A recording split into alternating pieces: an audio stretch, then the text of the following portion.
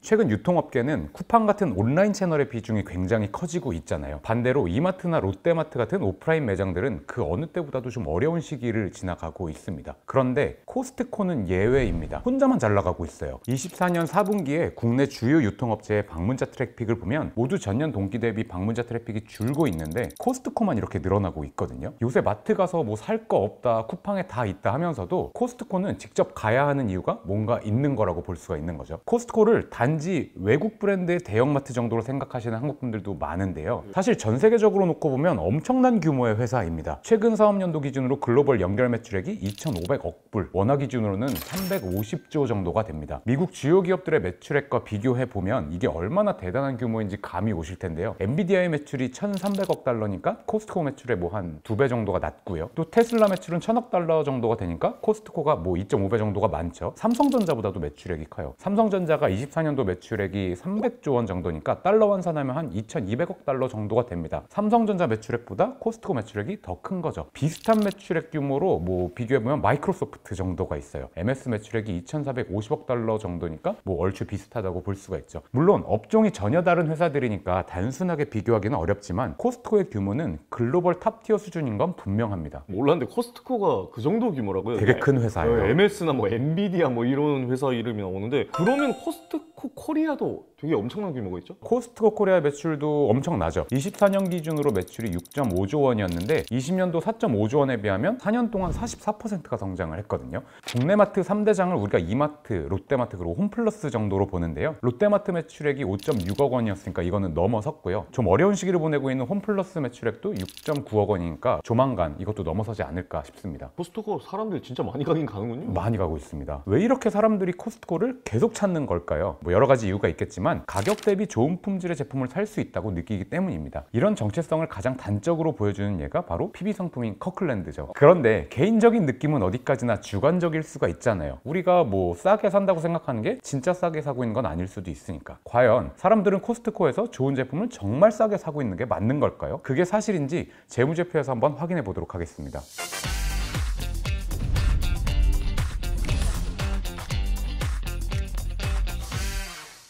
사실 코스트코가 주목받는 이유는 단순히 매출 규모가 커서만은 아닙니다. 진정한 경쟁력은 이익률의 일관된 안정성에서 드러나고 있거든요. 흔들림 없는 이익률 구조가 코스트코의 진짜 무서움입니다. 얼마나 일관적이냐고요? 코스트코 글로벌의 재무제표를 한번 볼게요. 10년 동안 매출 총이익률은 12%에서 13%대를 안정적으로 유지했고요. 영업이익률도 3%대를 안정적으로 유지하고 있습니다. 환관 비율도 뭐 당연하게 매출액 대비 9% 내외로 매우 안정적인 경향성을 보입니다. 뭐 거의 금강불개예요. 정말 대단한 게 이 기간 동안 뭐가 있었냐면 코로나도 왔었고요. 또 국내외에서 이제 아마존이나 쿠팡 같이 뭐 이런 회사들이 와서 온라인 유통혁명도 일어났어요. 이런 메가톤급 이슈들이 와서 유통업계를 막 때렸는데 그러든지 말든지 근데 뭐 네. 높게 변화가 없어요. 네, 외부의 변화고 뭐고 코스트코의 이익률은 그냥 금감굴개입니다. 아무리 때려도 그냥 그대로 유지해요. 손실을 본 적 당연히 없습니다. 매출액은 점점 성장하고 있고요. 아무래도 매출 규모가 크니까 적정 이익률을 안정적으로 유지하는 게 그냥 뭐 쉽게 가능한 거 아닐까라고 생각하실 수도 있는데 꼭 그렇진 않습니다. 아래는 미국 월마트의 연간 실적이에요. 미국의 최대 유통회사고 매출액도 사실 코스트코보다 2.5배가 높은 편이거든요. 이게 보면 바잉 파워가 사실 더 강하면 강했지 뭐 약하진 않을 텐데 오히려 영업이익률은 코스트코에 비해서 변동성이 좀 있는 편이네요. 왔다 갔다. 단지 규모가 커서 달성한 안정성은 절대 아니라는 거죠. 코스트코가 금강불개 같은 이익률을 유지하고 있는 건 마진율을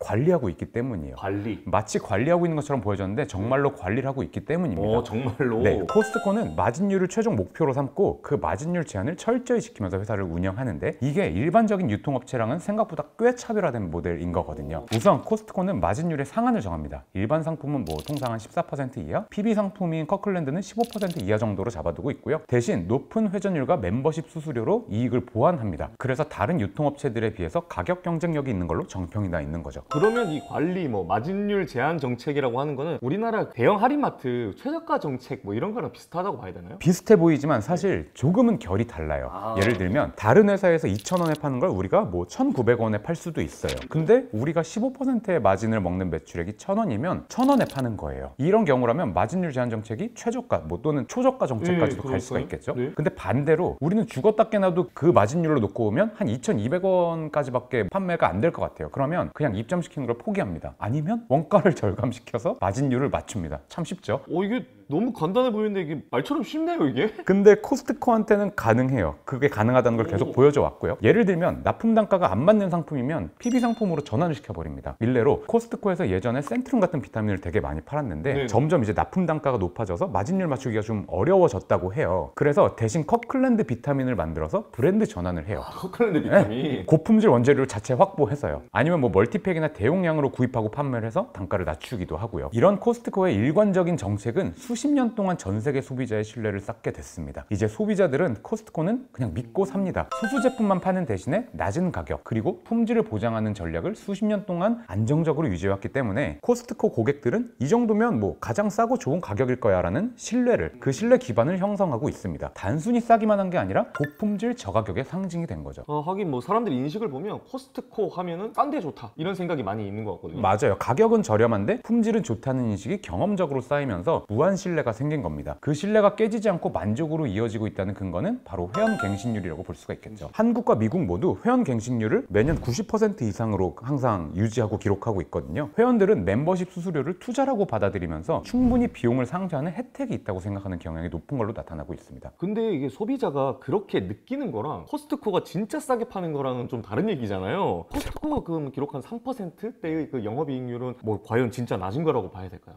이거는 낮은 거라고 봐야 됩니다. 아, 코스트코의 총 매출액에는 멤버십 수수료도 포함이 돼 있어요. 한국 기준으로 보면 한 연 8만 원 정도를 내는데 100만 원. 전체 영업이익에서 글로벌리 그 멤버십 수수료를 빼면 영업이익률이 1% 초중반 정도로 낮아집니다. 즉 유통업 자체의 밸류체인에서 남기는 영업이익률은 사실상 1% 초중반이라는 얘기예요. 1,000원짜리 물건 팔면 10원 정도 남는 겁니다. 그러네요. 유통업에서 남기는 1% 초중반대의 영업이익 그리고 멤버십 수익, 요 두 개가 사실상 영업이익의 전부인 거고, 이걸로 영업 외적으로 발생하는 비용도 내고 법인세도 내야 하는 거거든요. 그럼 사실 이 비율은 안정적인 영업을 위한 최종 라인이라고 생각할 수 있지 않을까요? 사실상 최저 마진의 경계선을 그어놓고 관리하고 있는 거죠. 그럼 이게 한국 코스트코도 똑같나요? 한국도 그렇습니다. 비율의 차이는 있지만 경향성은 같아요. 좀 더 자세히 살펴보면 전체 매출 총이익률은 15% 내외에서 안정적으로 유지되고 있고요. 유통만의 매출 총이익률은 12.9%대에서 견조하게 관리되죠. 영업이익률은 3% 초반대로 안정적으로 유지되고 있습니다. 매출 항목 중에서 기타 영업 수익이 이제 대부분 한국 코스트코의 그 멤버십 수수료인 건데요. 저거 빼면 한국도 뭐 남는 게 거의 없습니다. 멤버십 수익을 차감한 후에 영업이익률은 0.9%대예요. 1%도 안 되는군요. 예, 1,000원짜리 물건 팔아서 9원, 10원 정도 남기는 겁니다. 분석하는 입장에서는 좀 개인적으로 너무 아슬아슬하게 느껴지는 영업이익률이거든요. 차력쇼 보는 느낌도 좀 들고 외줄타기 같은 느낌. 외줄타기 같아요. 어쨌든 저 정도로 관리를 하고 있는 거거든요. 결론적으로 글로벌 정책이 한국의 코스트코에도 꽤나 잘 정착했다고 볼 수 있는 거죠. 국내 유통업계 1위인 이마트와 비교를 해보면 확실히 코스트코의 가성비가 느껴집니다. 집중해서 봐야 하는 부분은 매출 총이익률이거든요. 상품을 떼다 파는 마진이라고 생각하면 좀 더 쉽게 이해가 되실 텐데 확실히 코스트코에 비해서 매출 총이익률이 높은 편이에요. 코스트코 글로벌의 매출 총이익률이 10%대, 또 한국 코스트코의 기준으로 한 15% 정도였는데 이마트는 27% 내외잖아요. 이게 이마트가 뭐 크게 막 많이 먹는다고 볼 수는 없는 게 해외로 눈을 돌려도 마찬가지거든요. 월마트도 마찬가지로 23%에서 25% 정도의 매출 총이익률이 나오고 있죠. 그러니까 월마트나 이마트가 아무래도 마진율이 비교적 높다고 볼 수 있는 거고, 자극적으로 말하면 이 월마트나 이마트가 고객한테 좀 더 많이 남긴다는 얘기가 될 수도 있는 거죠.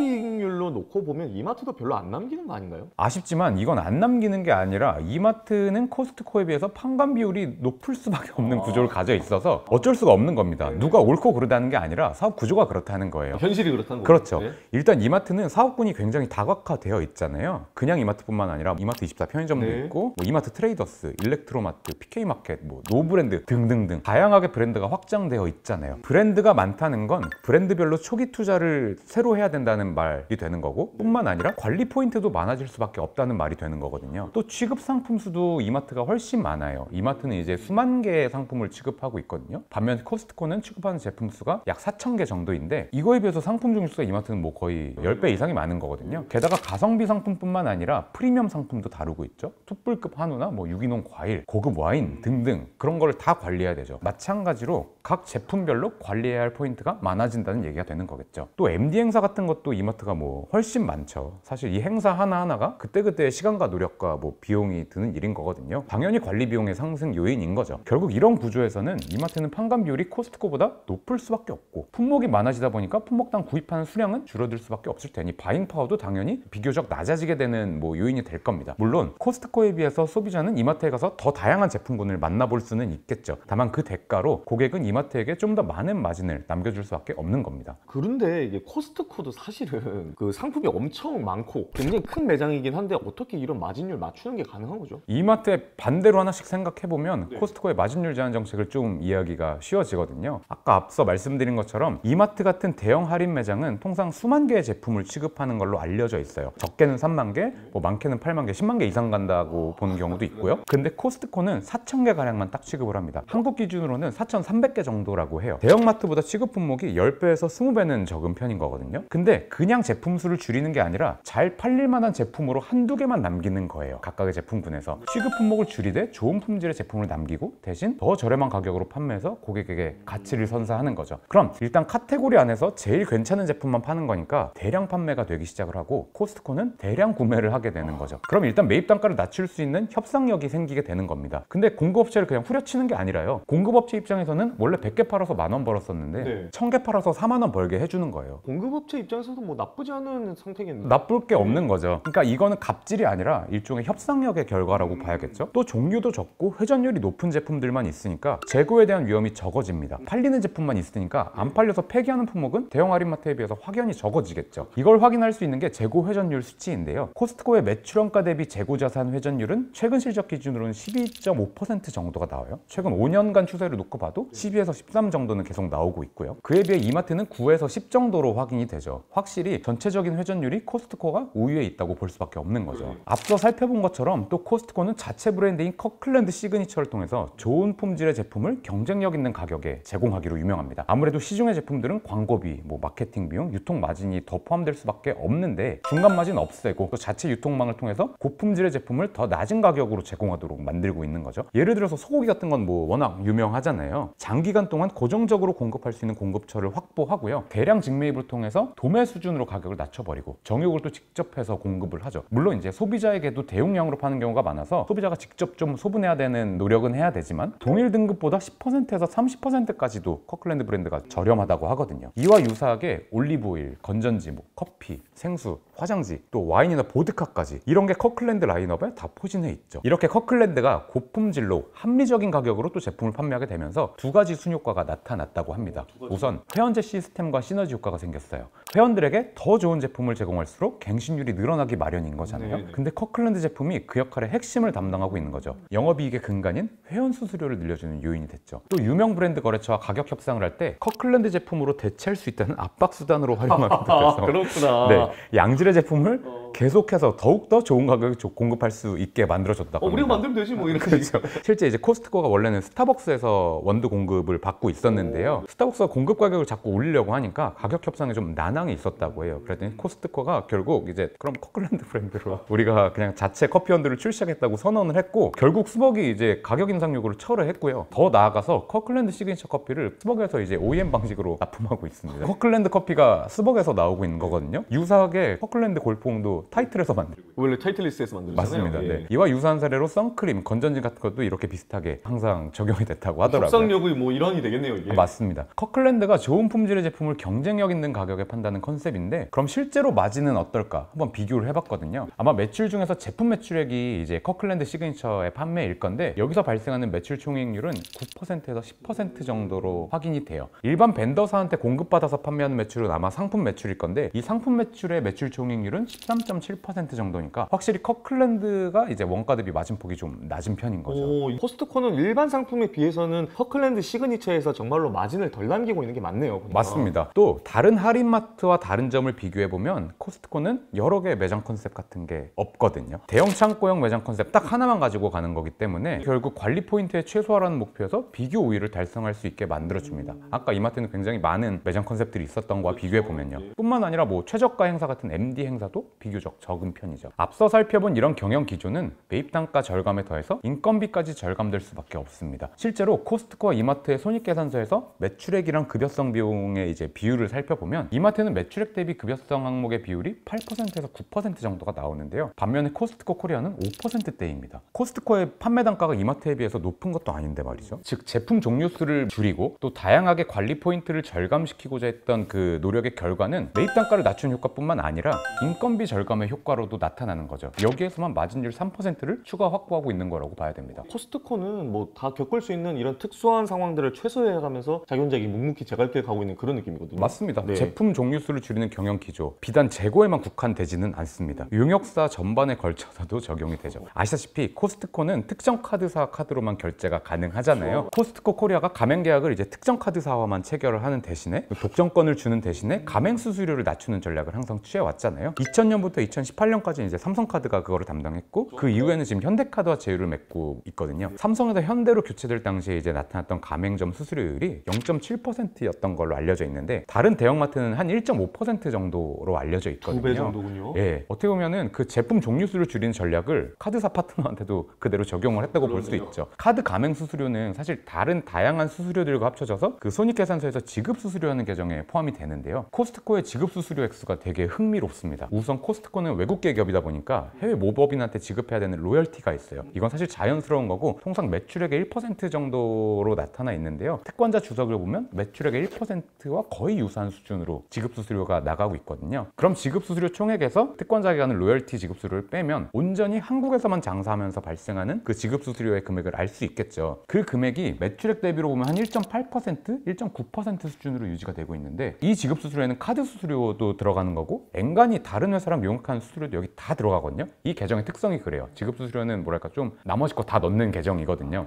컨설팅비 같은 것도 들어갈 거고 뭐 고객센터 운영하는 수수료 같은 것도 있을 거고 등등등이 다 들어가는데 그걸 다 해서도 매출액의 1.8, 1.9% 수준이라는 거거든요. 다른 대형 할인마트 카드 가맹 수수료가 1.5%인데 이거 조금 상회하는 수준에서 회사의 전체 지급 수수료를 지금 충당하고 있는 거거든요. 이마트를 보면 매출액 대비 8.5%가량이 지급 수수료 지출이 되는데 사실 이게 그렇게 부자연스럽다고 볼 만한 비율이 아닙니다. 코스트코가 오히려 이상할 정도로 잘 낮춘 거죠. 앞서 분석한 것처럼 다양한 상품과 브랜드를 다루고 있는 이마트 입장에서 이건 자연스러울 수 있는 비율인 거거든요. 코스트코가 워낙 깡패 같은 비율을 보여준다고 봐야 될 것 같습니다.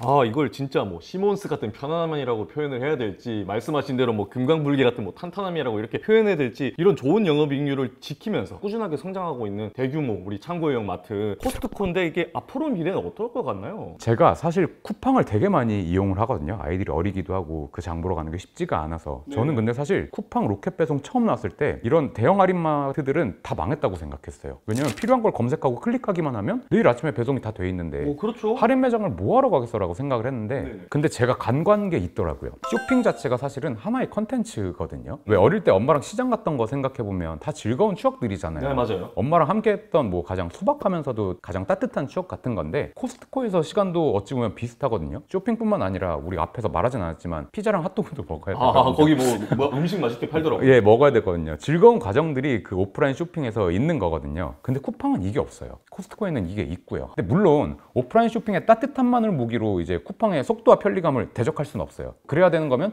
전통시장도 전부 다 매년 성장했어야 되는 건데 그렇진 않으니까 감성적인 가치 외에 무언가 다른 가치가 더해져야 사람들의 발걸음이 이어지는 건데 코스트코에는 이것도 있죠. 가격 대비 품질에 대한 신뢰인데 이걸 수십 년을 쌓았잖아요. 그러니까 코스트코는 여길 방문해야 할 이성적인 명분까지 제공을 해준 겁니다. 쿠팡보다 가격 대비 품질이 좋은 물건이 많다는 명분도 주는 거죠. 즉 이성과 감성이 모두 코스트코에 가서 쇼핑을 하라고 가리키고 있는 겁니다. 오늘의 분석을 요약하자면 코스트코는 이익을 덜 내는 역설적인 전략으로 더 많은 신뢰와 장기적인 수익 모델을 만든 기업인 거거든요. 또 온라인에서 찾을 수 없는 오프라인 쇼핑의 컨텐츠도 가지고 있고요. 지금 같은 경영 기조를 유지하기만 한다면 코스트코의 미래는 앞으로도 계속 진일보하지 않을까요? 물론 우리가 생각하는 것처럼 빠르지 않고 거북이 발걸음처럼 느릴 수는 있더라도요. 토끼의 달리기처럼 빠른 성과만을 원하는 기업 세계에서 거북이 같은 또 금강불개 같은 꾸준함을 보여주고 있는 코스트코 앞으로도 많이 방문해야 될 것 같습니다.